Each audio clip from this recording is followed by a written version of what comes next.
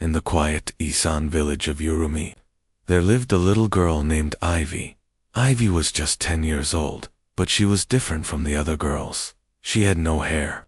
Her bald head was always smooth and shiny, no matter what her mother did. Every morning, Ivie's mother would gently rub coconut oil on her daughter's head inside their little mud house. She smiled while doing it, but her heart was heavy. She knew how the world treated those who were different. At school, children would laugh at Ivie. They pointed fingers, whispering behind her back. See her head like calabash, they mocked.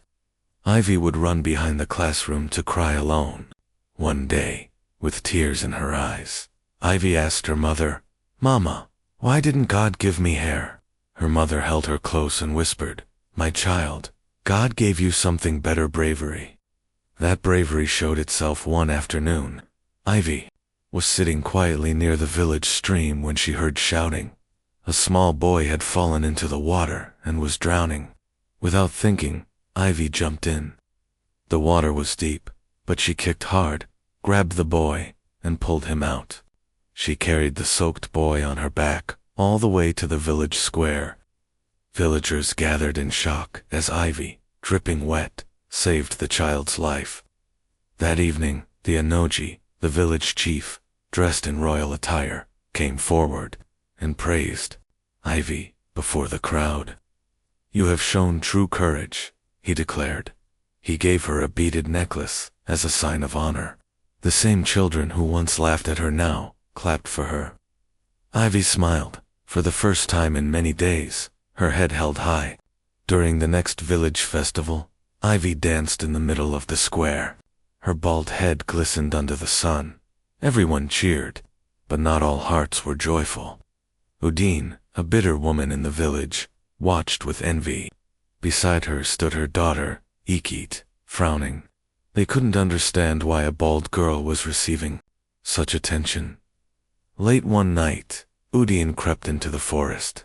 There, in a dark hut, she met a wicked woman named Esan. Esan gave Udine a pouch of evil powder. "Sprinkle this at her doorstep," she whispered. "It will bring shame." Udine followed the instructions. But before sunrise, Ivie's grandmother swept the compound and prayed. She saw the strange powder and swept it away with holy water. The next morning, Ikit woke up screaming. All her hair had fallen off. She was now completely bald. The villagers were shocked. Ikit and her mother confessed everything before the Anoji. The chief punished them with service to the school and asked them to publicly apologize. Ikit, now humbled, served food and water to Ivie during the next festival. Ivie forgave her. Together, they danced in peace. Ivie began teaching younger, bald children to dance at her school compound. They looked up to her as a hero. Soon, a man from Benin City visited the village. He offered Ivie a chance to share her story on national television.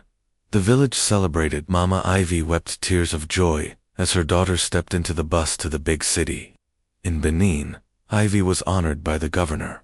On a decorated stage, she received a national award. The crowd cheered loudly. Back in Urumi, a school play was held. Children acted out how Ivie had rescued the drowning boy. The whole village laughed and clapped. During the New Yam festival, children wore bald caps and danced proudly, shouting, "We are bald and brave." A royal messenger later arrived, bringing an official invitation for Ivie to speak at a leadership camp. She received it gracefully. The school was renamed. A large signboard stood proudly at the gate. "Welcome to Bald and Brave, where every child shines." One dry season, a fire broke out near the school bush. Children screamed as flames rose high. Ivie sprang into action. She tied cloth around her face and rushed in to rescue a box of baby chicks from the burning shed. Buckets of water were passed, and the fire was finally put out. Everyone clapped. The governor returned and donated fire safety kits to the school, praising Ivie again for her bravery.